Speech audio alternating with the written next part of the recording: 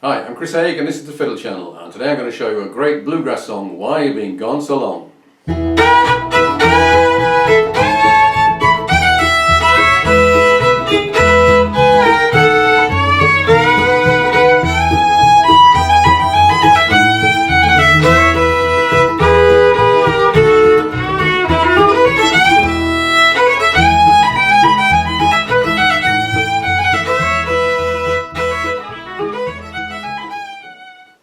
Okay, this song has a really interesting story which I'm going to tell you, and I'm going to play you 5 different versions of this tune.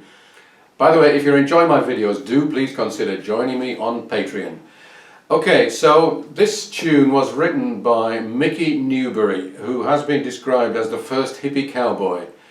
And the cowboy country singer and the hippie are 2 very different things, and to bring them together was a bit of a novelty, shall we say, back in the 70s.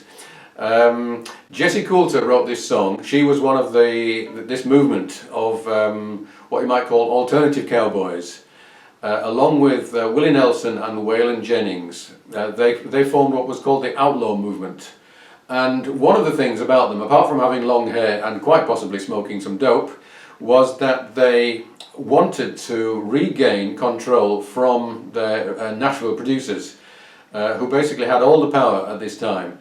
And so it was kind of an anti-Nashville movement where they would do what they wanted. They would arrange their own musicians and produce their own records.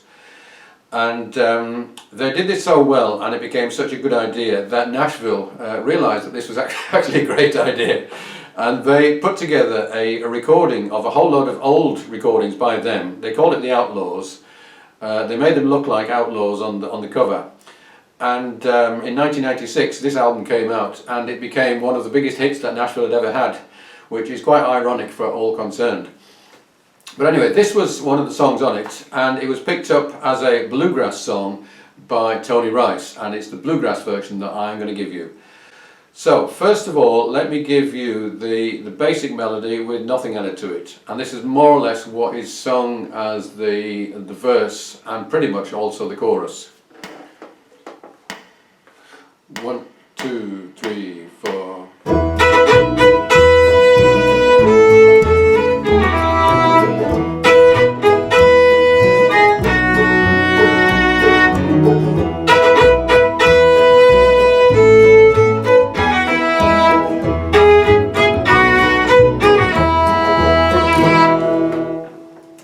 Incidentally, this is in the key of E, which is not the most fiddle friendly of keys. And you've got to have your first and second finger, but your second and third finger both have to stretch. And it's a very good idea to keep your first finger down on both the E and the B, and keep that down, if possible, all the way through the tune. Only take it off when you have to take it off, and that will help to anchor you to keep it in tune. So you have to take it off there, but it stays on. So I'm playing the second finger, but the first finger is there under it.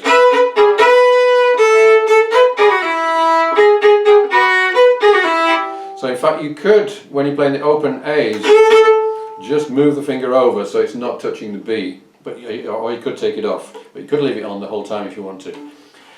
The next version is exactly the same, but it has double stops, drones. So open E drones to start with. A and E together. So keeping your first finger on the B, play that descending line. And that's your B with an F sharp up below it.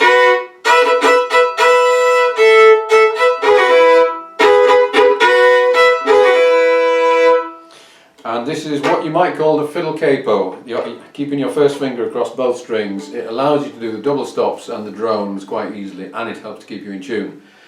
Okay, let's do that again with the backing.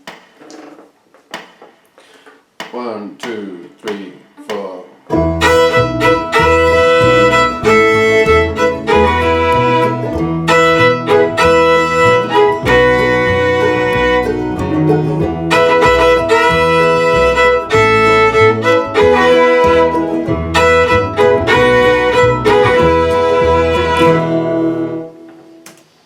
Now I'm going to give you something that could act as a solo, it could act as an intro. Basically it's following the bluegrass, the early bluegrass idea of following the melody very closely and just dressing it up as you're going along. So we're going to start off with, we're going to play a higher harmony and we're going to put the B below it. So the top line is, bottom line is, just keeping that B on.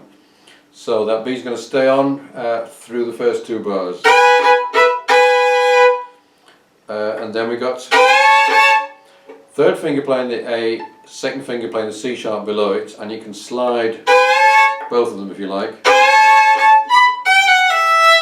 So that is a F, that is a G natural, a blue note for the E. Slide up your second finger for that C sharp, keeping the E on for both.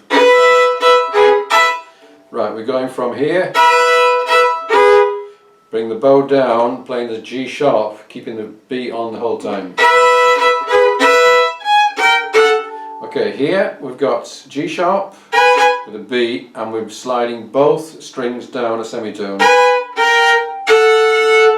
That's a nice move from an E to a B chord. D natural, that's the B with the F sharp above it. Let's just go take it up to there from the beginning. 1, 2, 3, 4, 1.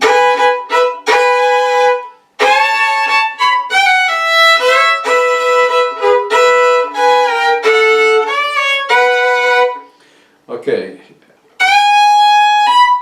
And then we follow that with, so I'm putting my second finger on the G sharp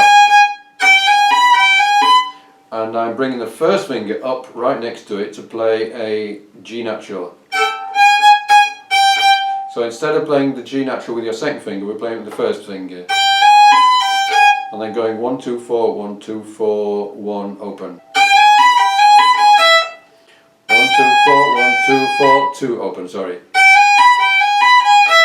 And then G natural, and then B over G, slide them both down a semitone, that's an A over F sharp. This is going up the E pentatonic scale, ending with the G natural, which slides up to a G sharp, and then the E. So let's do that second half.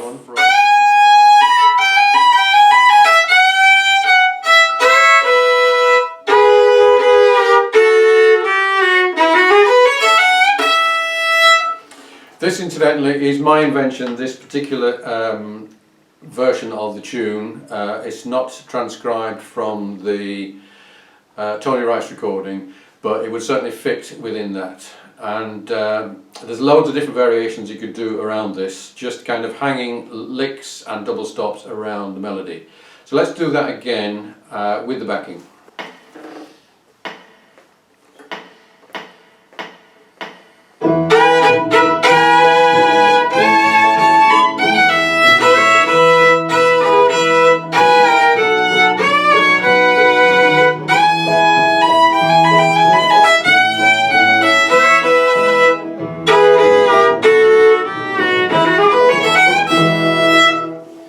Okay, now let's look at what you can do as backing. So you could do this behind the vocals or behind someone else's solo.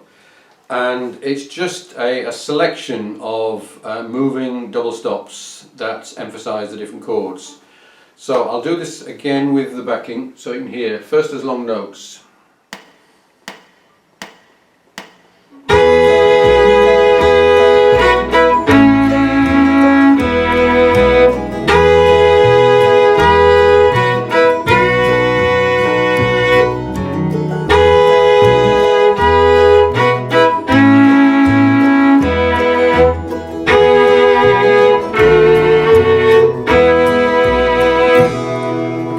Do the same set of notes, but this time we'll do chops.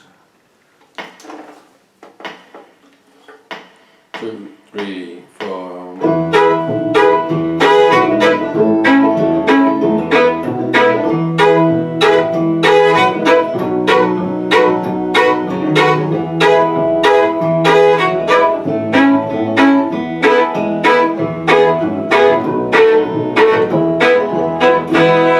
And you could also do, if you wanted, shuffles, something like 3, 4.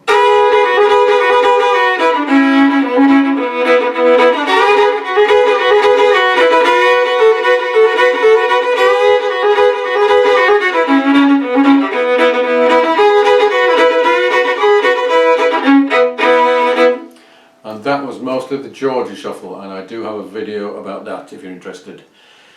Okay, so there's lots you can do on that. If you enjoyed this and would like a copy of the dots, then do subscribe to the channel and send me an email. If you would like a zip file with every single one of my PDFs, and that's around 350 of them so far, then do consider joining me on Patreon. That is one of the many benefits you can get there. I'll play you out with 3 times round with some improvisation. Thanks for watching, see you again soon.